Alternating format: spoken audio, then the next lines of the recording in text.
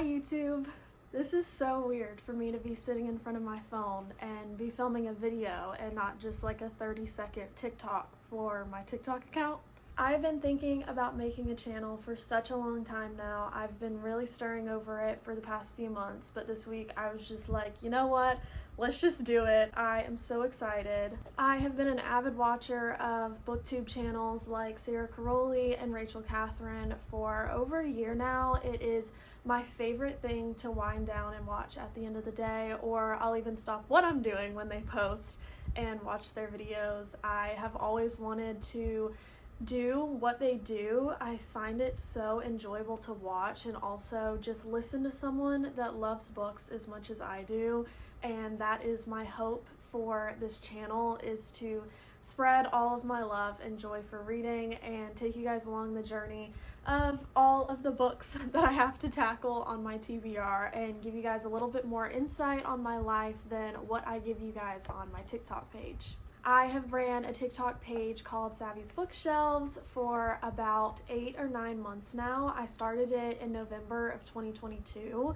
It has blown up into something so much bigger than what I thought it would ever be, but I'm so incredibly grateful for the opportunity that you guys have given me if y'all have come from my TikTok page, and I've met so many amazing people over there as well, and that is also one of my biggest hopes for this channel, is to meet more people that love books and talk to them about books and just become book besties. So one of my friends, Hannah, that I met on TikTok, also recently started a YouTube channel, and she did this thing called the newbie booktube tag. I have all my questions written down here. I'm also going to be doing the same thing just so you guys can get to know me a little bit better and find out what some of my favorite books are and what makes me love reading and all that kind of stuff. So the first question is, why did I start my channel? I kind of got into that in the intro of this video. I have a TikTok page that I started about 8 or 9 months ago. I have had so much fun over there with recommending you guys books, showing off some of my favorite reads, and also just interacting with a bunch of fellow book lovers over there. I've met so many amazing people and have gotten so many great recommendations for books over there as well that I don't think I ever would have read or stumbled upon if I didn't have that TikTok page. I also, like how I said, love watching booktube videos. It's my favorite thing to do at the end of the night, and it also gives me a form of getting recommendations from people as well of books that I may not have ever heard of. The second question is, what can I bring to booktube? I really just want to create a community of people that love books. I don't think there's anything better than just talking to people that love books and sharing interests and your favorite books, your opinions of books, and also just giving you guys like some insight on my life as well. I really want to do some reading vlogs and days in my life, whether that just be about books or just my daily life in general with school and everything outside of that. I just have always wanted to do this, and I feel like a lot of people my age always have wanted to start a YouTube channel, but I really have. I love watching it, and so I just thought, like, why not try it out myself and do it as well. So the third question is, why do I love to read? I feel like I am quite an imaginative person. I love watching movies and TV shows, but just the way that I can picture words off of a page and the descriptions, especially if the descriptions in the book are really well written, it just helps me escape my current reality of life. Things can get pretty stressful when you're in school and just personal life instances. Reading is just my way of decompressing and escaping into a different world and loving it. I just love learning through reading and broadening my horizons on what I like to read. I've been really trying to get into more literary fiction lately instead of YA and romance and stuff like that. Don't get me wrong, I very much so will always read those books, but I just really want to expand my horizon on what I like to read and find new books in different genres as well. The fourth question is, where do I read? The only really place where I do read is my bed.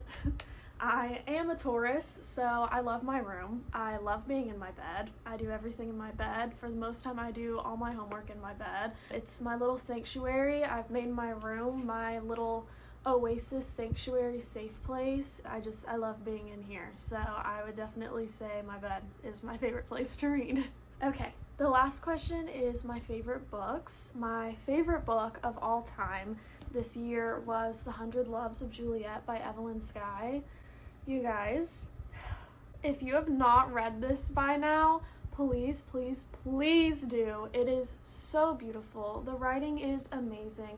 The characters are beautiful. The setting, it's all just, I just love this book. I've actually never read a Romeo and Juliet retelling before. This was my first one. I requested an advance copy of it a month or so before it came out, and honestly didn't really know much about it. I just thought the cover was gorgeous, and so I requested it, and I picked it up as soon as it came in the mail and flew through it. I have tabbed and annotated the heck out of this book. It's basically about this girl that has had an imaginary friend created in her head to deal with family trauma that was going on at the time, and she was actually Juliet in her school play, and the guy that was playing Romeo bullied her, and her dad, who shortly passes away after, it's not a spoiler by the way, told her to replicate someone in her mind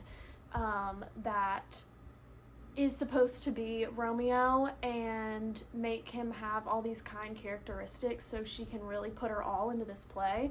So she does that, and as her life goes on, she continues keeping this character in her mind. It's like her imaginary best friend, and she also writes vignettes all the time. She moves to Alaska after getting a divorce, and she stumbles upon the guy that she has had created in her head this whole time, and she's like, what the heck?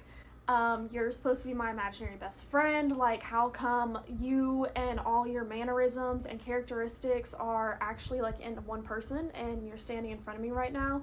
He acts like he has no idea what's going on, but in reality, you come to find out that the guy, Sebastian, that is her imaginary friend in real life, is actually Romeo from whenever Romeo and Juliet took place, and she is Juliet, our main character. Romeo was cursed when Juliet passed away. Come to find out, they actually meet in several instances over the course of Sebastian's life. He's been living ever since Romeo and Juliet took place. She comes back reincarnated multiple times, and all of her vignettes that she's been writing have been her recollection of actual events that took place in their life.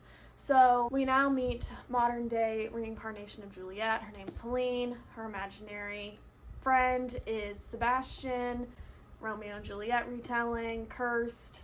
Yeah, I hope y'all get the vibe. I'm so sorry, I'm so bad at explaining books, but please just trust me on this. This is a beautiful book. You will not regret reading it. Some other favorites of mine are the ACOTAR series, of course. We've got them right here. I hate to admit it, but I have not read A Court of Frost and Starlight or A Court of Silver Flames. That is on my TBR for the end of the year. I will get to them. I read A Court of Thorns and Roses and A Court of Mist and Fury a long time ago when the first editions of them came out, and the second book helped me through a lot of personal issues that were going on in my life at the time. I would look up a playlist on Spotify and listen to the magicalness of Sleeping at Last and read that book, and I just recently reread it, and it was like healing a child wound in me when I went back to it. But I just love those stories. I'm sure all of you guys do as well. They're beautiful. Another personal favorite of mine is Frida McFadden. At this point, I've read 6 of her books. I've read The Housemaid, The Housemaid's Secret, Never Lie, Ward D, The Inmate, and I just recently read The Coworker that just came out, I think last week maybe. Really enjoyed this one. I think this is my second favorite behind Never Lie. I love Frida McFadden. She always gets me with her plot twist. Love this girl. The last book that I want to mention that's a favorite of mine is 1,000 Heartbeats by Kiera Cass. I read the Selection series also a very long time ago when I was growing up and gobbled those books up. I don't know what was in them, but I read those books in like 7 or 5 hours in one sitting. They were amazing. I really want to read them again, but I'm so scared that they're not going to live up to the hype that my 13-year-old brain had around them. But if you guys haven't read this by her, please do. It has the fated mates trope, which I also love to death. I am such a hopeless romantic, and so when I read a book that has the fated mates trope, sold. Instant new favorite. I love it. This is a really easy fantasy. It's a YA fantasy. It's a standalone. So if you're kind of intimidated by longer fantasy series, definitely read this one. Like how I said, it's a standalone. It's really easy to grasp. The world building isn't too rough or intimidating, and it has a beautiful love story. So yeah, those are all of my answers to all the questions that I had. I am so excited to embark on this new journey in my little YouTube, booktube, reading world. I'm so excited to interact with you guys and meet more people and let y'all in on a little bit more of my life than the few snippets that I can give you on my TikTok page. If you guys don't know my TikTok page, it's Savvy's Bookshelves. I post there pretty frequently, multiple times a week. I try and give you guys as many book recommendations as I can on there. This area will just be a little bit more intimate. I really want to do some reading vlogs, days in my life. I might mix in some academic planning, and y'all will get the inside scoop of my psychology degree that I'm trying to get. Please let me know in the comments if you guys have any videos you would like to see from me, any book reviews, recommendations, anything like that. Thank you guys for watching, and I will see you guys next time. Bye.